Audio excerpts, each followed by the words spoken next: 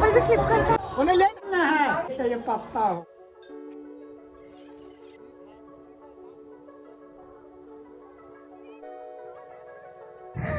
आधा पल्लू। Hello guys, welcome back to my channel. This is a Kajal vlog और मैं हूँ काजल। आज मैं जा रही हूँ नारदीगंज के धनियावा पहाड़ पर, जिसका नाम धनिया पहाड़ी भी है। और इस पहाड़ पर प्राकृतिक रूप से शिवलिंग निकले हैं, एक लाइन से 11। और एक शिवलिंग ऐसा है जिसमें माँ पार्वती और भगवान भोले शिव साक्षात विराजमान है। मैं शिवरात्रि के नेक्स्ट डे गई थी क्योंकि आज के दिन मेला भी लगता है।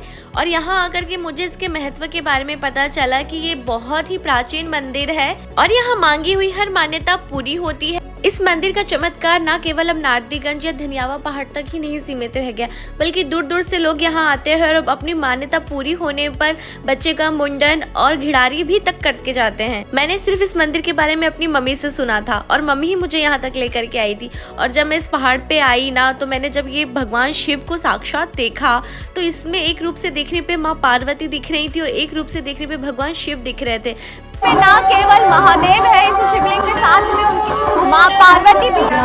राम राम हरे हरे, हरे कृष्ण कृष्ण कृष्ण हरे हरे, हरे कृष्ण कृष्ण कृष्ण हरे। यह प्राकृतिक रूप से उत्पन्न एक ही शिवलिंग नहीं है जिसमें माँ पार्वती भोले व शंकर के साथ विराजी हैं। इस शिवलिंग के अलावा वहाँ पर उपस्थित 15 शिवलिंग ऐसे और थे जहाँ पे माँ पार्वती भी भोले शंकर के साथ थी। भीड़ काफ़ी ज़्यादा थी तो मैंने जल्दी से पूजा किया, जल ढारा, फिर फूल बेल पत्तर वहाँ पे मिल रहे थे तो हम वो भी खरीदे और मैं घर से भी लेकर के गई थी।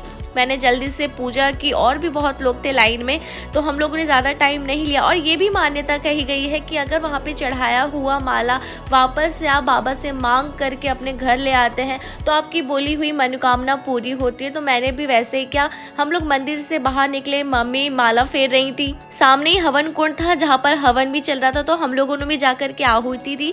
और एक शिवलिंग में आपको ऐसा और दिखाती हूँ जहाँ भगवान शिव के आपको साक्षात दर्शन होंगे। आपने ऐसा शिवलिंग कहीं नहीं देखा होगा, लेकिन आज मैं आपको ये दिखा रही हूँ। साक्षात दर्शन कीजिए महादेव की। क्या आपने ऐसा शिवलिंग देखा है जहाँ शिवलिंग के साथ महादेव भी उत्पन्न हुए हैं? ये एक अनोखी बात नहीं हो सकती है, ये एक अद्भुत बात है जो मेरे लिए तो अविश्वसनीय था। मैंने जब ये सामने से देखा तब भी मैं खुद को विश्वास नहीं कर पा रही थी कि मैं एक ऐसा भी रूप महादेव का देख सकती हूँ। और ये मेरे लिए एक बहुत बड़ी सौभाग्य की बात है। जब मैं वहाँ पर गई तो मेरी अंदर की आत्मा इतनी ज़्यादा उत्साहित थी कि मैं भोले बाबा को गले लगा लूँ, लेकिन मेरे से वो नहीं हो पाया क्योंकि मैं खुद में ही इतनी ज़्यादा इमोशनल हो गई उनको देख करके। लाइक मैं अपनी प्रॉब्लम्स जब उनसे शेयर करने लगी तो मैं खुद को रोक नहीं पाई और मुझे काफ़ी अच्छा लगा। ये देखिए, लाइन से 11 शिवलिंग है, जिसका अर्थ आज तक किसी को पता नहीं चला कि इस तरह से 11 शिवलिंग का एक साथ उत्पन्न होने का क्या अर्थ हो सकता है। हम लोगों ने एक एक करके सब बाबा को जल चढ़ाया और प्रणाम करके पूजा किया।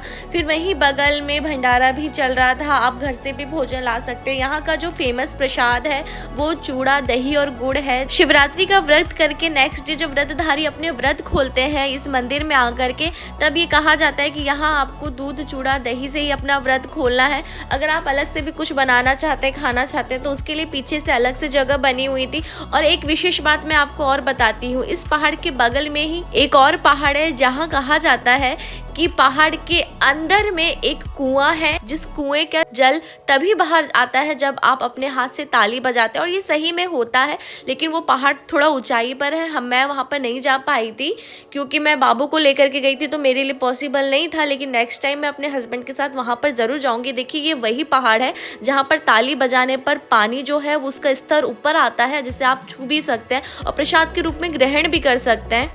सभी स्थलों की पूजा करने के बाद चूड़ा, दही और गुड़ से हमने अपना व्रत खोला। फिर पहाड़ से हम नीचे उतर आए। एक जगह मिली जहाँ पर हम लोग बैठे क्योंकि हम लोग काफ़ी ज़्यादा थक गए थे, लेकिन बाबू तो कभी नहीं थकता है, बस उसको खेलना है। एक फील्ड जैसा बना हुआ था जहाँ पर सरसों को काट करके रखा था सूखने के लिए, तो वो ढेर देख के उसको बहुत खुश हुआ और वहीं उसी के पास बार बार जा रहा था और खेल रहा था। फिर थोड़ी देर बाद हमें हमारे एक जान पहचान के पंडित जी मिले, तो हम लोग उनके पास गए और उन्होंने बताया है कि ये स्थल वो है जहाँ पर इस एरिया के आसपास का जितना भी गांव होता है वहाँ सभी के पंडित जी को इनवाइट किया जाता है और साल भर में एक दिन उनको मीठा खिला के उनका मुंह मीठा किया जाता है। ये भी एक तरीके से कह सकते हैं कि रस्म होती है जिन्हें हर साल एक ना एक दिन किया ही जाता है। इस बार की ये स्पेशल दिन शिवरात्रि के दिन आई थी और यहाँ पे मुझे एक पंडित जी दिखे जिनसे मुझे बात करके बहुत अच्छा लगा। उन्होंने थोड़ा बहुत इस जगह के बारे में बताया और इस स्थल के बारे में भी बताया, तो मुझे थोड़ी बहुत जानकारी भी मिली। फिर मम्मी और फुआ छत पर चली गई थी ऊपर का कार्यक्रम देखने के लिए। नीचे में मुझे ये सूखी हुई घास दिखी जिसे समझ में नहीं आया, तो मैंने इनसे पूछा। ये फल है।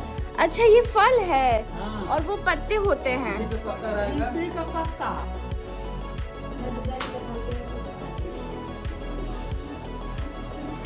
देखिए ये फल हो गया। हाँ।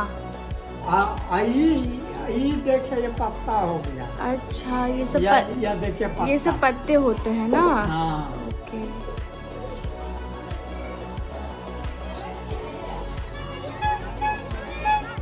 बाबू लला आनी बेटा बाबू सेनो ममारी दितनी है। सारा काम हो जाने के बाद हमने लास्ट में मेला घूमा और फिर हम लोग घर के लिए बस ले लिए और मैं काफ़ी ज़्यादा ना थक चुकी थी। शाम के बज गए थे 5 और बाबू भी एक सीट पर चुपचाप बैठा हुआ था। ये भी काफ़ी ज़्यादा थक गया था खेल करके। अगर आप लोग नालंदा या राजगीर घूमने के लिए आ रहे हैं ना तो इस जगह को भी एक बार ज़रूर कवर कीजिएगा। यही था मेरा आज का ब्लॉग। मेरी वीडियो अच्छी लगी होगी तो लाइक शेयर सब्सक्राइब ज़रूर कीजिएगा। कल मिलेंगे।